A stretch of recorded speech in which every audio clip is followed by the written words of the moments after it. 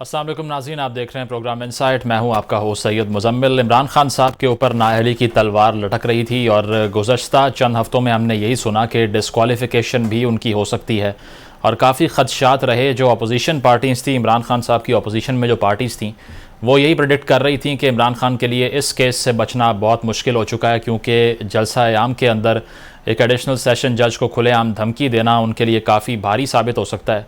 लेकिन हमने आज देखा कि यह अहम फ़ैसला सामने आया है कि जो खातून जज को धमकी देने से मुतल्लिक केस था, उसमें इस्लामाबाद हाई कोर्ट की जानिब से इमरान खान की जो माफ़ी थी उसको कबूल किया गया और तौहीन अदालत का जो नोटिस था उसको खारिज कर दिया गया। इस मौके पर अगर हम रिमार्क्स की बात करें तो चीफ़ जस्टिस ने यह भी कहा कि इमरान खान का जो कंडक्ट है उसको देखते हुए अदालत शो कॉज नोटिस को खारिज कर रही है और इत्मीनान का इजहार कोर्ट की जानिब से सामने आया। और इस मौके पर यह भी कहा गया कि इमरान खान ने अपनी नेक नियति साबित की है और माफ़ी भी मांगने के लिए वो गए थे जस्टिस ज़ेबा चौधरी के चैम्बर में, और वहाँ पर आपने ये फुटेज भी देखी होगी जहाँ पर वो माफ़ी मांग रहे हैं, माजरत कर रहे हैं, गो कि वो गैर हाजिर थी उस मौके पर। और इसके बाद ये भी कहा गया कि चेयरमैन PTI ने जो कचहरी जाकर खातून जज से माफ़ी मांगी है वो भी एक अच्छा इकदाम है। तो इसकी बेसिस पे आज इस केस को खारिज किया गया, जिसमें यकीनन काफ़ी ट्रबल था इमरान खान साहब के लिए। और क्रेडिट की अगर हम बात करें तो हामिद खान साहब, जो कि तहरीक इंसाफ के अंदर भी खासे आइसोलेटेड रहे और उनको दोबारा से PTI में बुलाया गया था, तो उनके जो मशवरे थे वो काफ़ी सूदमंद साबित रहे इमरान खान साहब के लिए, क्योंकि उन्होंने इमरान खान साहब को इस तरह से क्राफ्ट करके दिया ये अपना रिस्पॉन्स, जिसकी बेसिस पे खान साहब को आज इस केस में जो है वो रिलीफ मिला है। और यही उन्होंने खान साहब को एडवाइस किया कि आप माजरत का लफ्ज़ यूज़ करें। और पार्टी के अंदर ही कुछ एलिमेंट ऐसे मौजूद थे जो खान साहब को ये कह रहे थे कि नहीं, आपको डिस्क्वालीफाई नहीं कर सकता कोई भी और आपकी पॉपुलैरिटी बहुत ज़्यादा है। लेकिन हामिद खान साहब की जो स्ट्रेटजी थी वो सूदमंद साबित हुई और इमरान खान साहब जो हैं वो इस केस से निकलने में कामयाब हो गए हैं। इसके अलावा जो बड़ी डेवलपमेंट आज हुई वो ये थी कि मरीम नवाज़ साहिबा की जो पटिशन थी लाहौर हाई कोर्ट में पासपोर्ट वापसी से मुतल्लिक, उसकी दरख्वास्त को आज मंजूर किया गया और साथ साथ मरीम नवाज़ साहिबा को पासपोर्ट वापस करने का हुक्म सामने आया। और 3 रुकनी ये बेंच था जिसने मरीम नवाज़ साहिबा की पासपोर्ट वापसी की दरख्वास्त पर इस आम केस की समाअत की थी। इसके साथ साथ अगर हम आज़ादी मार्च की बात कर लें, तहरीक इंसाफ की जानिब से जो प्लान किया जा रहा है, तो ज़रा यही कह रहे हैं कि 12 रबीउल अव्वल के फ़ौरन बाद इस मार्च का ऐलान हो सकता है। और इमरान खान साहब भी रिपीटेडली कहते हैं अपने कारकुनान को कि वो तैयारी रखें, किसी भी वक्त वो कॉल दे सकते हैं। तो इन तमाम मौज़ूआत पर आज हम बात करेंगे। हमारे साथ नून लीग के रहनुमा खेल दास मौजूद हैं और शुएब शाहीन साहब मौजूद हैं, सदर हैं इस्लामाबाद हाई कोर्ट बार के। आप दोनों शख्सियात का बहुत शुक्रिया। शुएब साहब, आपसे आगाज़ करेंगे, इस केस के अंदर स्ट्रैटेजी कैसी रही आपके बकौल इमरान खान साहब की, और जो उनकी लीगल टीम थी कि शुरू में काफ़ी स्टांस भी चेंज करना पड़े, क्योंकि आगाज़ में इमरान खान साहब ने इस बयान को डिफेंड भी किया और उनके पार्टी रहनुमाओं ने यहाँ तक कह दिया कि जो अदालती जो माफ़ी की बात फारफेच्ड है, बल्कि उनको माफ़ी मांगनी चाहिए। और आहिस्ता आहिस्ता तहरीक इंसाफ ने अपने मौक़िफ़ को सॉफ्टन किया, तो उसका फ़ायदा हुआ आपको लगता है इमरान खान साहब को? बिस्मिल्लाहिर्रहमानिर्रहीम। देखिए जी, पहली बात तो ये है कि ये जो कंटेम्प्ट का लॉ है ना, ये एक्सेप्शनल और स्पेयरिंगली इस्तेमाल होता है, क्योंकि कंटेम्प्ट जो होती है जनरली इट इज़ कंसिडर्ड कि तौहीन अदालत जो है, अदालत और अलज कंटेनर के बीच का मामला होता है। अदालत किसी भी स्टेज पे जो अलज कंटेनर है उसके कंडक्ट को देखते हुए तौहीन अदालत की प्रोसीडिंग्स कल्मिनेट कर सकती है, ख़त्म कर सकती है। इसलिए मैं समझता हूँ कि ये आप 99% अगर केसेस आप उठाएं तो उसमें आम तौर पर अदालत ने या माफ़ किया या नोटिस डिस्चार्ज किया या केसेस को ख़त्म किया। बहुत एक्सेप्शनल सर्कमस्टांसेस में 1-2-3% आप केसेस कह सकते हो जो होते हैं कि जिसमें अदालतें इसमें प्रोसीड किया करती हैं। उसकी वजह ये होती है कि इसमें कंप्लेनेंट भी वो अदालत खुद होती है, जज भी वो खुद होती है और जनरली प्रोसिक्यूटर भी वो खुद होती है। तो जब ये सर्कमस्टांसेस होते हैं ना, तो वो बहुत एहतियात के साथ अपनी पावर्स का एक्सरसाइज करते हैं। और इसी तरह आप देखेंगे पहले तारीख पे जो ज़ाहिर शो का नोटिस आया था उसका जवाब देना बनता था, लेकिन पहले दिन जवाब में भी रेग्रेट और रिमोर्स का लफ्ज़ मौजूद था और उसको क्लैरिफाई किया गया था और एक्सप्लेन भी किया गया था कि इमरान खान साहब का ये कभी नीयत नहीं थी कंटेम्प्ट करने की, और वो उनका मकसद लीगल एजुकेशन था, लीगल एक्शन था। इसी तरह अगर आप देखेंगे सप्लीमेंट्री जवाब जो आया उसमें भी उसको क्लैरिफाई किया गया जब खान साहब ने उसके अपनी गुफ्तगू खुद की और अपोलोजाइज किया, तो नेचुरली कोर्ट पिछली तारीख में ही उन्होंने कह दिया था कि हम सेटिस्फाई हैं स्टेटमेंट से, लेकिन आप इसमें एफिडेविट जमा करा दीजिए। सही। उसके लिए कहीं ये भी नहीं था कि वो मैडम जो जज साहिबा हैं उनके चैम्बर जाकर वो माजरत करेंगे। ये उन्होंने अज खुद इमरान खान साहब गए और उन्होंने एक तरह से माजरत की और उनको भी एक कंसोल किया।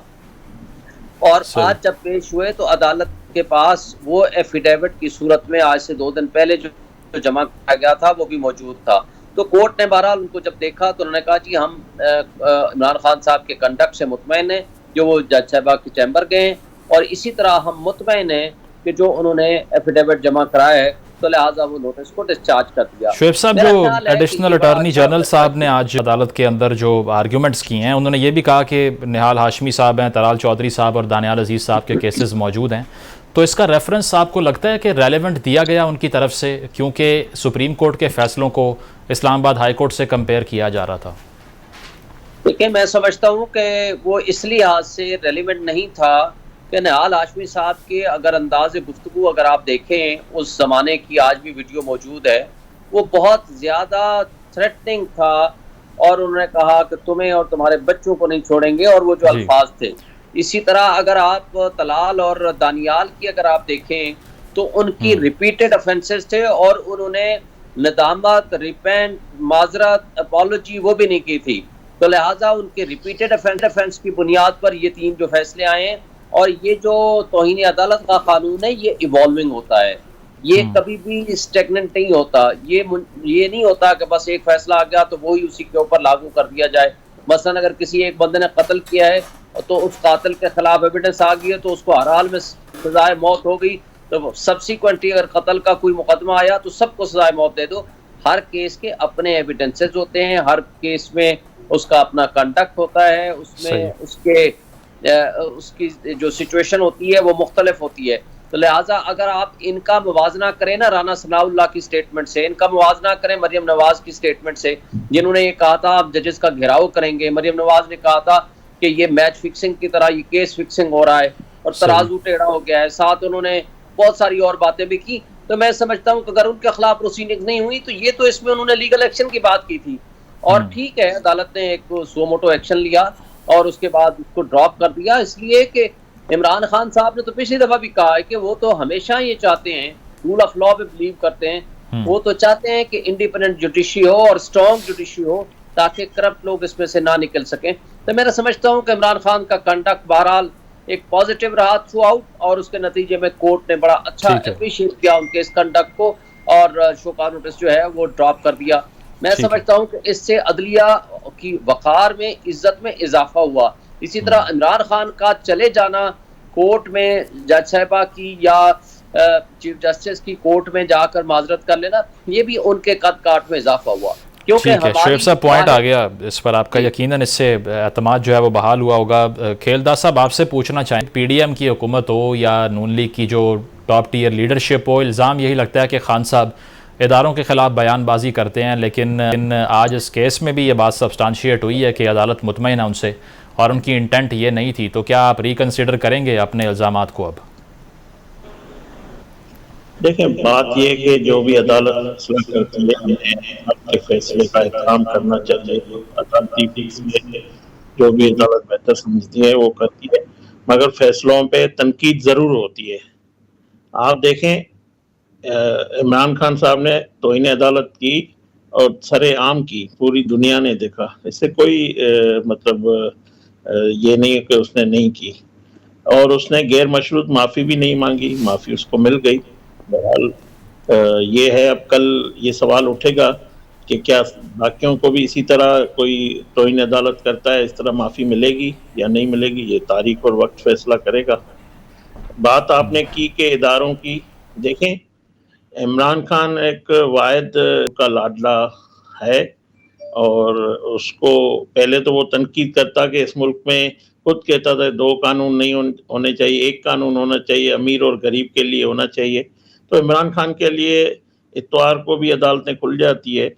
ये सब कुछ हम देख रहे हैं। और जो आप कहते हैं कि इदारों की बात है, देखिए, इमरान खान धन धनातर फिर रहा है गुज़िश्ता कई महीनों से। तमाम इदारों, पार्लियामेंट पे हमला करना हो, पार्लियामेंट की बेतौकीरी करना हो, आइन की धज्जियाँ उड़ानी हो, इदारों पे जो हमारे हसास इदारे हैं उन पे हमले हो। कल तक वो जलसों में चोर चौकीदार की बात करता रहा है। अगर कोई उससे पूछने वाला नहीं है, कोई किस तरफ वो मुल्क को लेके जाना चाह रहा है, किस तरफ मुल्क की पॉलिटिक्स को लेके जाना चाह रहा है, अपनी सियासत, अपने इक़्तिदार, अपने वज़ीर-ए-आज़म की कुर्सी के हिर्स में वो सब कुछ दाँव पे लगाना चाह रहा है। उन्होंने झूठ का एक बयानिया बनाया, एक अमरीकी साजिश का बयानिया बनाने की कोशिश की, साइफर की बात की, सब कौम के सामने आ चुका है। हर चीज़ उसका झूठ, उसकी इल्ज़ामात सब उनके सामने आ गई है। तो ज़ाहिर है अब बतौर पीडीएम या कोई भी सियासी जमात अगर कोई फ़ैसला आता है उस पे वो अपने तहफ़्फ़ुज़ात तो कर सकते हैं। कई फ़ैसलों में, भुट्टो के फ़ैसले में भी तनकीद होती है। हमारे कायद नवाज़ शरीफ के खिलाफ जो अकामा का करके उसको नाअहल किया गया, तो फ़ैसलों पे तनकीद होती है। तो ये सिर्फ़ इमरान खान, जैसे आपने भी कहा कि सुप्रीम कोर्ट में निहाल हाशमी साहब, तलाल चौधरी और दानियाल अजीज़ साहब, तो ये 2 पाकिस्तान तो हुए ना कि दिलदाद साहब, लेकिन वो जिस तरह से शुएब शाहीन साहब ने भी फरमाया, बात यही कर रहे हैं कि अगर राना सनाउल्लाह साहब या मरियम नवाज साहिबा के बयानात का अगर नोटिस ले लिया जाता तो उनके खिलाफ इससे भी हार्श कार्रवाई हो सकती थी। तो यही एक्ट तो आप भी रिपीट करते रहे हैं जिसका इमरान खान पे इल्ज़ाम लगा रहे हैं। मुझे पता है जितनी हमारे क़यादत नवाज शरीफ साहब से लेकर शहबाज शरीफ, मरियम नवाज, राना सनाउल्लाह, एहसन इकबाल, शाहिद खाकान अब्बासी, ख्वाजा साद रफ़ीक, ख्वाजा सलमान रफ़ीक, हमज़ा, शहबाज शरीफ, एक लंबी शाहिद खाकान अब्बासी, एक लंबी फ़हरिस्त है जो हमने इंतकाम, हमने सब कुछ बर्दाश्त किया और फ़ैसले जो हमारे खिलाफ आए उनका हमने हमारे तहफ़्फ़ुज़ात भी उनके बावजूद हमने फ़ैसलों के सामने, अदालतों के सामने अपना सर झुकाया। अपने हमारे कायद नवाज शरीफ, मरियम नवाज साहिबा को लेके अगर उनके खिलाफ फैसला आया, झूठ पे मुबनी था, वो आया कि उन्होंने गिरफ्तारी दी। किसी ने ये नहीं कहा कि हम इस फैसले को नहीं मानते, हम इस फैसले जो भी फैसला हो, किसी के इन्हीं अदालतों से हमें जमानतें भी मिली, इन्हीं अदालतों से हमें बहाज़त बरी भी किया जाए। तो बात ये है कि देखें ना, अगर कौन सी कसर रह गई जो शाहीन साहब कह रहे हैं कि पीएमएलएन को कोई रियायत दी गई है या कोई अभी भी इनके पास कसर रहती है, अभी भी कोई इनके मुताबिक इमरान खान की कोई ख्वाहिश है कि नून लीग की क़यादत या पीजीएम की क़यादत के खिलाफ कोई कार्रवाई की जाए? कौन सा केस है जो इमरान खान ने नहीं बनाया? झूठे केस। हम तो वो इमरान खान से, जो हमारी हुकूमत है आज की, देखिए हम कोई भी अपनी तरफ से, हमारी सियासी इख्तिलाफात अपनी जगह पे इमरान खान से हो, मगर हम अपनी तरफ से मनगढ़ंत कोई झूठा कहानी बनाकर केस नहीं बनाना चाहते। पॉइंट आ गया आपका। इफ्तिखार अहमद साहब सीनियर सहाफ़ी हैं, एनालिस्ट हैं, उन्होंने हमें ज्वाइन किया। इफ्तिखार साहब, प्रिया आपके वक्त का बताइएगा। इमरान खान साहब को आज इस्लामाबाद हाई कोर्ट की जानिब से ये रिलीफ मिला है और दूसरी तरफ अगर देखा जाए तो जो इदारों के ख़िलाफ़ उनके बयानात हैं वो थम नहीं सके और रिसेंटली जो उन्होंने जलसा किया है टक्सिला के अंदर, उसमें भी वही गुफ्तगू उनकी जारी है। तो आपको लगता है कि कोई लेसन लेंगे खान साहब इस फैसले के बाद, या फिर जो जारहाना मिजाज है उसका वो कंटिन्यू किया जाएगा उनका?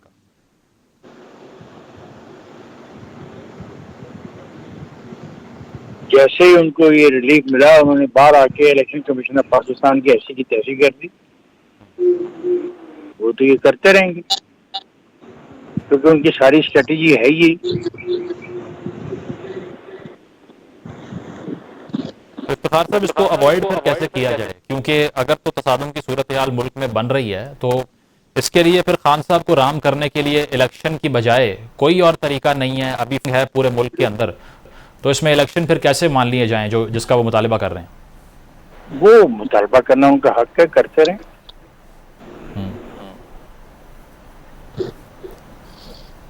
लेकिन सर, मुतालिबा अगर वो कर रहे हैं, मुल्क की बड़ी सियासी जमात है, 2 सूबों के अंदर उनकी हुकूमत भी है, तो फिर उनको कंटेन कैसे करे पीडीएम की हुकूमत? तो क्या जरूरत है कंटेन करने की? चलने दे उनको, जो कह रहे हैं लोग फैसला कर रहे हैं। और आने वाले दिन में जो वो बात कर रहे हैं वो लोग सुन रहे हैं ना। तो फैसला तो लोगों ने करना ना कि वो क्या बात कर रहे हैं, उसका मकसद क्या है, अच्छी बात है, बुरी बात है, मुल्क के लिए बेहतर है, अवाम के लिए बेहतर है। महंगाई के लिए बेहतर है, ये तो लोग फैसला करते हैं। तो ये गिरफ्तारी का सर जो प्लान किया जा रहा था हुकूमत की तरफ से, उसमें क्या चीज़ आड़े आ गई कि वारंट गिरफ्तारी जारी होने के बाद भी अरेस्ट नहीं सामने आया? किसने कहा गिरफ्तारी का प्लान किया जा रहा था? उनको एक नोटिस दिया था एक अदालत ने कि आपने पिछली पेशी में तशरीफ नहीं लाए, अब तशरीफ लाएं। और जो भी आदमी पेशी पे नहीं जाता उसकी वारंट गिरफ्तारी जारी होते हैं और वो कुछ भी नहीं होते हैं। उसी वक्त उनकी जमानत हो जाती है क्योंकि वो काबिल जमानत होते हैं। लेकिन वारंट तो रिकॉर्ड का हिस्सा होते हैं और एक खास अरसे में वो वारंट जारी करना पड़ता है। फाइल में लिखा होता है कि भाई इस तारीख को आदमी पेश नहीं हुआ तो उसको उसकी पेशी के लिए, उसकी तलबी के लिए वारंट जारी होता है। वो असालतन वकालतन पेश हो सकता है। और इफ्तिखार साहब, ये जो कहा जा रहा है कि आज़ादी मार्च किया जाएगा 12 रबीउल अव्वल के फ़ौरन बाद, तो इससे मुल्क की मुआशी सूरत हाल पहले ही आपके सामने है जिसमें इंस्टेबिलिटी की वजह से इकॉनमी सफ़र करती है। तो ये दोबारा से हम यही देख रहे हैं कि मुल्क के अंदर जो पॉलिटिकल इंस्टेबिलिटी है ये इकॉनमी को भी नुकसान पहुंचाने जा रही है। यार वो इस अजीम कायद को क्यों नहीं समझ आ रही?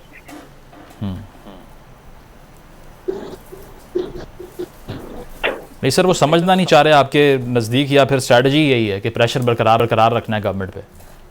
मैंने लफ्ज़ नज़दीक का तो लफ्ज़ इस्तेमाल नहीं किया कि मेरे नज़दीक क्या है। मैं तो ये कहता हूँ उनको करने दो यार, ये जमहूरियत है, जो उनकी मर्जी आती है करें, जो कहना चाहते हैं कहें। कहीं ये ना उनकी ख्वाहिश रह जाए कि मैंने ये नहीं कहा, अगर मैं ये कह देता तो ये हासिल कर देता। करें, जो उनकी मर्जी आती है करें। वो बेहतर जज हैं, ही इज ए लीडर। और आप बताते हैं हमें कि he is a very popular leader, तो फैसले तो उन्होंने कर रहे हैं, सोच समझ के कर रहे होंगे ना। उनके एडवाइजर जो होंगे, जो उनके मशीर होंगे, आपसे मेरे मुकाबले में तो बहुत पढ़े लिखे लोग होंगे जिनको ये मशवरा दे रहे होंगे। सही। तो सर, ये ऑडियो लीक्स का जो मामला है, इस पे मरीम नवाज साहिबा का भी कहना है कि ये हैकर की तरफ से नहीं की जा रही, और इमरान खान साहब को ये भी कहा जा रहा है कि ये अपने कोच के ही माँ पे सब कुछ कर रहे हैं। तो ये ऑडियो लीक्स का जो मामला है, इससे दोनों साइड्स को नुकसान पहुंच रहा है, तो इसको कैसे रिजॉल्व करें? क्योंकि नेशनल सीक्रेट भी हो सकती है जो सामने आ सकती है इस तरह। नहीं, इनको रिजॉल्व करने का ना ये हमारा इशू है, मेरा तो इशू नहीं है। मेरा इशू तो है गुर्बत का खात्मा, बेरोजगारी, महंगाई का खात्मा। कभी इस पर कोई बात आप करेंगे तो फिर मैं अपने हिदायत दूंगा। ये leaks, audio leaks, video leaks, all irrelevant है। अच्छा। तो नेक्स्ट इलेक्शन के लिए सर क्या देख रहे हैं आप? क्योंकि इमरान खान साहब का जिस तरह से रहा है मुतालबा के नवंबर से पहले करा दें इंतखाबात, अब आपको कब होते दिखाई दे रहे हैं इलेक्शंस? देखते हैं क्या होता है। ठीक है, बहुत शुक्रिया। इफ्तिखार अहमद साहब हमारे साथ मौजूद थे। शुएब साहब, आपसे जानना ये चाहेंगे कि अभी रिसेंटली जो सारी डेवलपमेंट हुई है कोर्ट के अंदर भी, उस पर आर्ग्यूमेंट ये होता है कि अगर आप भी जिस तरह से कह रहे हैं कि बड़ा लिमिटेड स्कोप होता है कंटेम्प्ट के केसेस के अंदर, लेकिन पहले इस्लामाबाद हाई कोर्ट के जो प्रेसिडेंट मौजूद हैं, आपको लगता है कि उसमें एक एक्सक्लूसिव एग्जांपल है जो कि अब नहीं मिलती, या फिर अब जो है वो कंडक्ट बेहतर था? तो आपके नज़दीक जो पहले केसेस के फैसले आते रहे हैं वो ज़्यादा हार्श थे उस ऊपर सुप्रीम कोर्ट की तरफ से? देखिए, मैं समझता हूँ कि हर अलेज कंटेमनर का और रिस्पोंडेंट का या मुल्जिम का अपना अपना कंडक्ट होता है। इस्लामाबाद हाई कोर्ट का अगर मामला आप देखेंगे तो इस्लामाबाद हाई कोर्ट ने आज तक किसी बंदे को भी कोई सजा नहीं दी, ठीक है।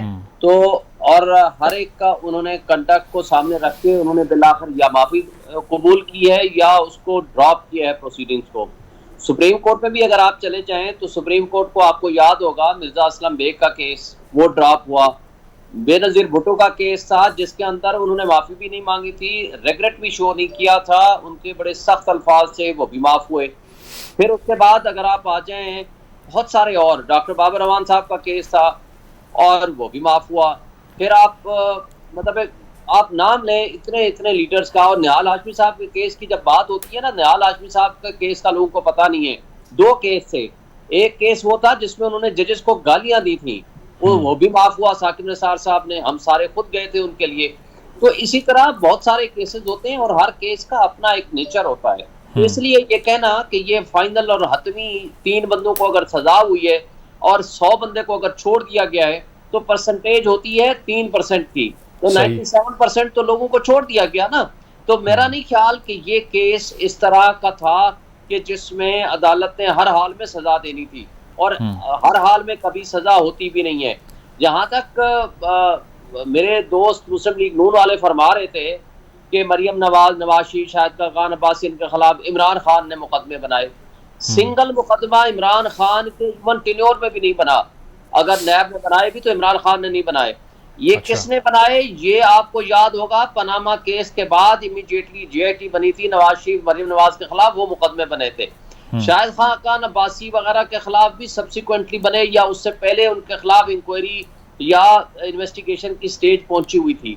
अच्छा, आप अगर इमरान खान के खिलाफ मुकदमात, इनकी पॉलिटिकल विक्टिमाइजेशन के अगर आप देखें, इस वक्त तक 5 महीने में मौजूदा PDM की हुकूमत 25 FIR काट चुकी है, और इसको अगर पॉलिटिकल विक्टिमाइजेशन नहीं कहते तो क्या कहते हैं फिर?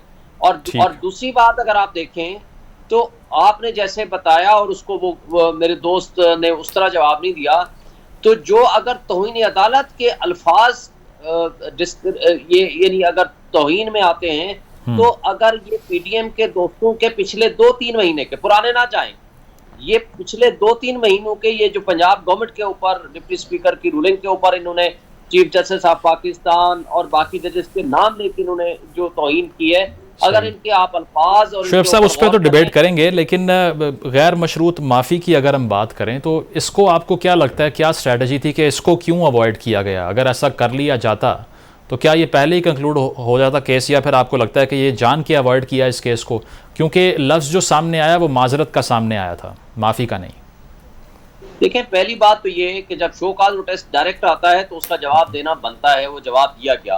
फिर कोर्ट ने कहा सप्लीमेंट्री स्टेटमेंट दे, वो दिया गया, उसमें रेगुलेट और रिमोर्स का लफ्ज़ इस्तेमाल हुआ, और उसी दिन भी इमरान खान साहब खुद गुफ्तगू करना चाहते थे, बात करना चाहते थे, जो उनको इजाज़त नहीं मिली थी। अगली तारीख पे आकर उन्होंने कहा जी मैं खुद बात करना चाहता हूँ, तो उन्होंने माजरत कर ली। तो बात ये होती है कि अदालत ने कंडक्ट देखना होता है, उसके लिए अल्फाज इंपॉर्टेंट नहीं होते, इंपॉर्टेंट होते हैं आपका कंडक्ट। आपके कंडक्ट से अगर वो मुतमईन हो जाती है तो कोर्ट अपना ड्रॉप कर देती है प्रोसीडिंग्स। और हमेशा ये एस्टेब्लिश लॉ है कि कोर्ट की जो तौहीन अदालत है, कंटेमनर और अदालत के दरमियान का मामला है, उसमें कोई थर्ड पर्सन ये फोर्स नहीं कर सकता कि नहीं जी हर हाल में इसको सजा दो, क्योंकि थर्ड पार्टी इंटरेस्ट इसमें नहीं होता। ये कोर्ट की सवाबदीद होती है, डिस्क्रिशन होती है कि किस केस में उन्हें प्रोसीड करना है। और अगर वो समझते हैं कि एक्यूज का या अलेज्ड कंटेमनर का या रिस्पोंडेंट का कंडक्ट और रवैया ऐसा है कि जिसके अंदर फर्दर प्रोसीडिंग की जरूरत नहीं है, तो वो प्रोसीडिंग्स ड्रॉप हो जाया करती हैं। ठीक है शुएब साहब, पॉइंट आ गया आपका। सही, खेलदार साहब आपने गुफ्तगू सुनी, इसको रिस्पॉन्ड कर दें। और साथ साथ ये भी इमरान खान साहब ने आज जो गुफ्तगू की उसमें ये बात भी उन्होंने की कि मरियम नवाज साहिबा का जो पासपोर्ट वापस मिला है, इससे ये वाजे हो गया कि रूल ऑफ लॉ इस मुल्क में है ही नहीं। तो इसको कैसे देखते हैं, इस बयान को आप? देखिए, पहले तो मैं अपने जो मौजूद वकील साहब हैं उनको थोड़ा रिस्पांस करना चाहूँगा कि ये कह रहे हैं कि इमरान खान ने केसेस नहीं बनाए या इमरान खान का कोई रोल नहीं था इस मुस्लिम लीग नून की क़यादत में। इनको याद दिलाना चाहता हूँ, बल्कि ये रिकॉर्ड का हिस्सा होना है कि इमरान खान जब नवाज शरीफ साहब की 2013 में हुकूमत आई और 14 में जो धरना लगा, तब से इमरान खान एक मोहरा, एक जो इंटरनेशनल साजिश थी, लंदन प्लान था, वहाँ से खेल शुरू हुआ। उसका ये जो मोहरा आके इन्होंने धरना लगाया, फिर CPEC रुक गया, जो चाइनीज सदर का जो दौरा था वो रुका, फिर किस तरह ये सारा, फिर वो सुप्रीम कोर्ट में गए कि जो है धांधली हुई है, उसमें भी उसको शिकस्त हुई। और आपको याद होगा कि इमरान खान को एक जज साहब ने कहा था कि आप केस में हमारे पास ले आएं। नवाज शरीफ साहब के खिलाफ जो पनामा का केस था, ये आपको याद होगा, इमरान खान और शेख रशीद सुबह से शाम तक सुप्रीम कोर्ट के बाहर खड़े होते थे और इनको बुलाया गया था। ये पूरा एक प्लान था, एक साजिश का हिस्सा था, और उसका मोहरा इमरान खान हुआ है। और इमरान खान तब से मुस्लिम लीग नून के खिलाफ साजिशों में शरीक है। और फिर राना सनाउल्लाह का केस तो सबके सामने है। खेलदार साहब, लेकिन क्या ये रवायत इससे पहले भी नहीं रही? क्योंकि गिलानी साहब को जब निकाला गया, जी गिलानी साहब को जब निकाला गया था, डिस्क्वालीफाई किया गया था, तब नवाज शरीफ साहब भी कोर्ट में पेश हो गए थे उनके अगेंस्ट। तो क्या आपको लगता है कि ये तमाम पॉलिटिकल पार्टीज ये कंडक्ट कर रही हैं जो आप जिसको रेफर कर रहे हैं? मैं ये कहता हूँ, देखें, पीपल्स पार्टी और पीएमएलएन की जो माजी है वो तलखियों से, गलतियों से भरा हुआ है और उनको दुरुस्त भी किया गया। मोहतरमा शहीद बेनज़ीर भुट्टो और नवाज शरीफ साहब ने चार्टर ऑफ डेमोक्रेसी भी की, फिर हमने जमहूरियत को आगे भी बढ़ाया। हमसे भी गलतियां हुई, हम कब कहते हैं कि हमारी लीडरशिप या हमारी पार्टियों ने गलती नहीं की? हमने की, मगर हम आज तक दुरुस्त करने की कोशिश कर रहे हैं। मैं ये बताना चाह रहा हूँ कि एक शख्स इस पूरे जो नवाज शरीफ साहब की डिस्क्वालीफाई, ये सिर्फ नवाज शरीफ को इक़्तिदार से बाहर इन्होंने नहीं निकाला। ये जो मुल्क आज सफर कर रहा है, जो 2014 से जो उन्होंने नुकसान दिया, फिर 2017 में जो फैसला आया, उन फैसलों से, उन इंतकाम से, जिस तरह नवाज शरीफ साहब को टारगेट किया गया, उसका नुकसान नवाज शरीफ की सियासत को देने की कोशिश की गई, माइनस करने की कोशिश की गई, मगर नवाज शरीफ माइनस नहीं हुआ। नवाज शरीफ आज भी सियासत का पाकिस्तान में महवर है, आज भी उनके फैसले चल रहे हैं पाकिस्तान की सियासत में, आज भी वो ही मैटर करते हैं। मगर आप मुल्क की मईशत, मुल्क की इकानमी, मुल्क की पॉलिटिक्स आज कहाँ खड़ी है? एक शख्स की वजह से, एक शख्स इमरान जो बड़ा मोरा है उनकी वजह से। और आप मुझे बताएं, आज वो इदारों को, क्या इमरान खान ने पहले तो इन्हें अदालत नहीं की थी, दूसरी बार नहीं हुई है, तो ये क्या कल ये कोई गारंटी देगा कि फिर आइंदा नहीं करेगा? देखिए, जो इलेक्शन कमीशन हो, जो पाकिस्तान के बड़े इदारे हों, उन सबको ये, आपको याद नहीं जब हमारे सुप्रीम कोर्ट ने इसके जो इन्होंने आइन की धज्जियां उड़ाई थी, इस पार्लियामेंट के हक में जो फैसला आया, इनके वर्करों ने जिस तरह सुप्रीम कोर्ट के ऑनरेबल जजों के ऊपर जो कुछ लंदन में हुआ, जो कुछ इन्होंने यहाँ पे कैंपेन चलाई, वो वीडियो आप दिखाने के काबिल हैं? क्या इमरान खान ने इदारों पे हमले नहीं किए? क्या इमरान खान ने जजों पे टारगेट नहीं करवाया? क्या उनके खिलाफ social media campaign? Imran Khan हर उस इदारे पे बैठे हुए उस शख्स को जो उनकी नहीं मानता, जो इदारा मेरिट पे फैसला करता है, जो आइन और कानून के मुताबिक चलता है, इमरान खान ने उनको हर जगह पे तकरीरों में, जलसों में, कल तक जलसों में, अपनी सोशल मीडिया कैंपेन में, और जो उन्होंने पाकिस्तान की तबाही की है, इस तरह जो जिस रास्ते पे वो निकल पड़ा है, तो मैं समझता हूँ उसके लिए उसके पास अंधेरा ही है, भले कितना भी वो बच जाए, मगर उनकी सियासत, मैं समझता हूँ एक पॉलिटिकल वर्कर, इमरान खान की सियासत दफन हो चुकी है, उसका नैरेटिव दफन हो चुका है। अब ये बिल्कुल हरगिज़ मकसद नहीं है कि एक बंदा आके गालियां देता है, अगर 4-5 उसके सुनने वाले हैं तो वो समझता है कि मैं पॉपुलर लीडर हूँ। ये पॉपुलरिटी नहीं है जो मुल्क के खिलाफ हो, मुल्क के मुफादात, मुल्क को नुकसान पहुंच रहा है आपके नज़दीक। इस पर मजीद गुफ्तगू भी करेंगे और जो ऑडियो लीक्स का और लीक होने का मामला है, इस पर भी बात करेंगे एक ब्रेक के बाद। Stay with us.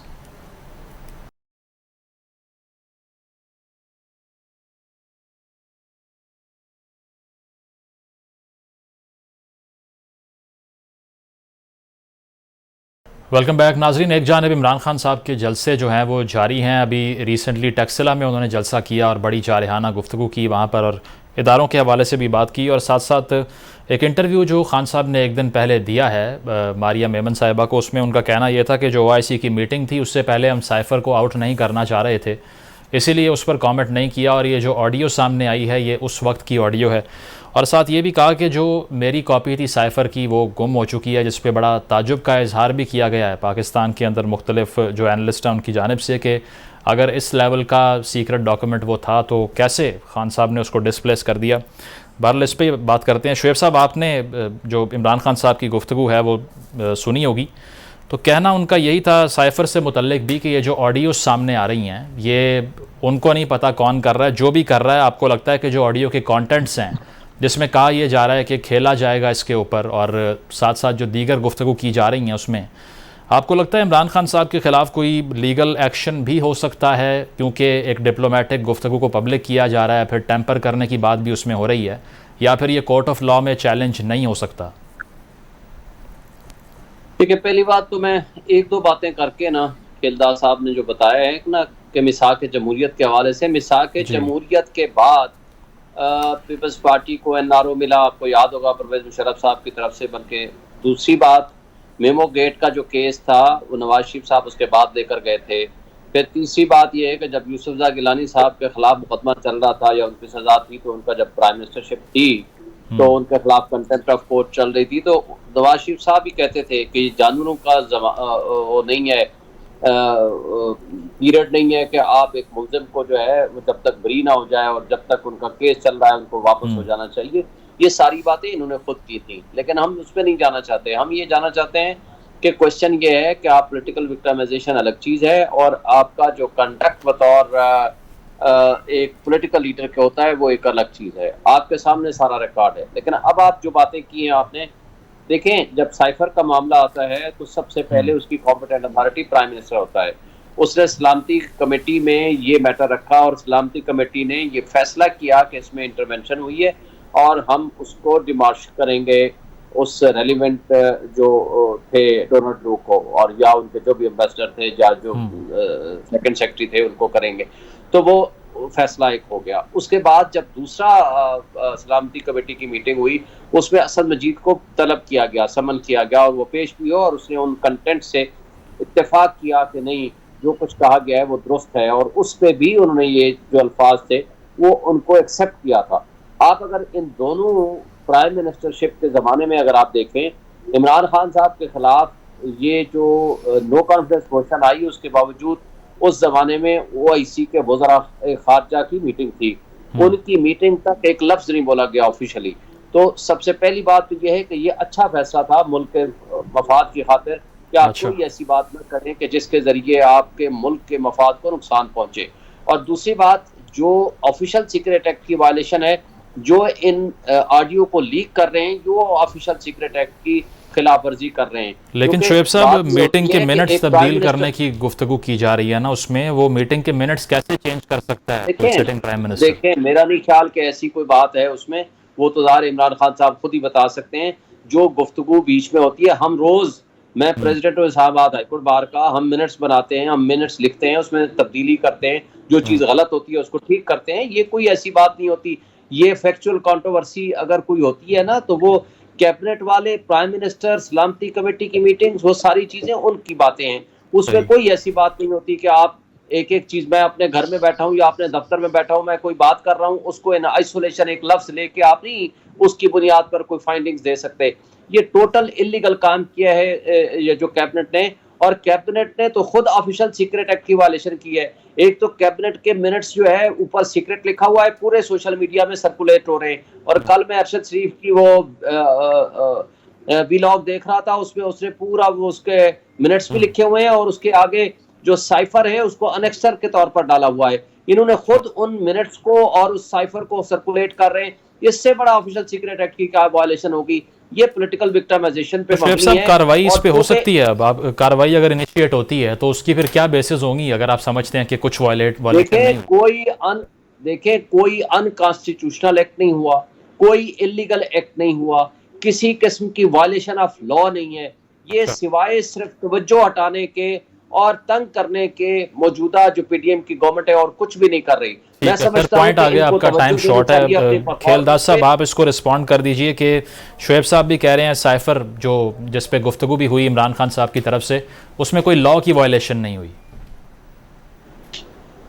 देखिए, पहली बात ये है कि ये जब इन्होंने ड्रामा रचाने की कोशिश की और पूरी तरह इन्होंने, हम तो कह रहे थे कि ये एक ड्रामा, एक सियासी कोशिश की जा रही है। आप देखिए, दो बड़े हमारे IAS फोरम थे, एक सलामती काउंसिल का इजलास, उसमें भी कहीं ये नहीं लिखा गया मतलब ये कि साजिश हुई है। फिर सुप्रीम कोर्ट में भी ये साइफर गया। अब बात ये है कि जब हम कह रहे थे कि ये ड्रामा बनाने की कोशिश की है, ये झूठा बयानिया है, अब जब इनकी गुफ्तगू सामने आई है, देखें, एक प्रिंसिपल सेक्रेटरी जो है प्राइम मिनिस्टर का, वो पूरी ब्यूरोक्रेसी का एक लीडर, मतलब पूरी पाकिस्तान की ब्यूरोक्रेसी को लीड करता है और उसने ओथ उठाया हुआ है, वो रियासत का मुलाजिम है और वो किसी शख्स का मुलाजिम नहीं है, और वो कह रहा है कि मैं मिनट खुद ही बना लूंगा। और इमरान खान साहब कह रहे हैं हम खेलेंगे। तो इमरान खान ने खेला है पाकिस्तान की सलामती के साथ, इमरान खान ने खेला है पाकिस्तान के सिफारती ताल्लुकात के साथ, इमरान खान ने खेला है पाकिस्तान की जमहूरियत के खिलाफ, इमरान खान खेला है पाकिस्तान की मईशत के खिलाफ, इमरान खान खेला अपनी झूठ की सियासत अपने झूठ का खेल खेलने के लिए ये सारा ड्रामा रचाया है और ये कौम के सामने आ गया है और एतराफ जुर्म कर रहा है और आज कह रहा है कि ये मेरे से गायब हो गया। यार ये किस किस्म की आप उनको बैठ के एक ऑनरेबल वकील उसको दिफा कर रहा है कि ये इस तरह हो गया। ये एक बड़ा मैं समझता हूँ संगीन जुर्म है जिसका वो खुद एतराफ कर चुके हैं और सिर्फ प्रिंसिपल सेक्रेटरी और इमरान खान साहब जो एक बदकिस्मती है इस मुल्क की वजीर आजम के मनसब पे ऐसा शख्स बैठा हुआ था जो आज तक उसको जो है फ्रेब को झूठ को ठीक है, यकीनन इस पर तहकीकात होनी चाहिए क्योंकि नेशनल सीक्रेट जो हैं प्रोटेक्टेड रहना चाहिए। बहुत शुक्रिया खेलदास साहब और शुएब शाहीन साहब हमारे साथ मौजूद थे। प्रोग्राम आपने मुलाहिजा किया, फीडबैक ज़रूर दीजिएगा। अल्लाह हाफ़िज़।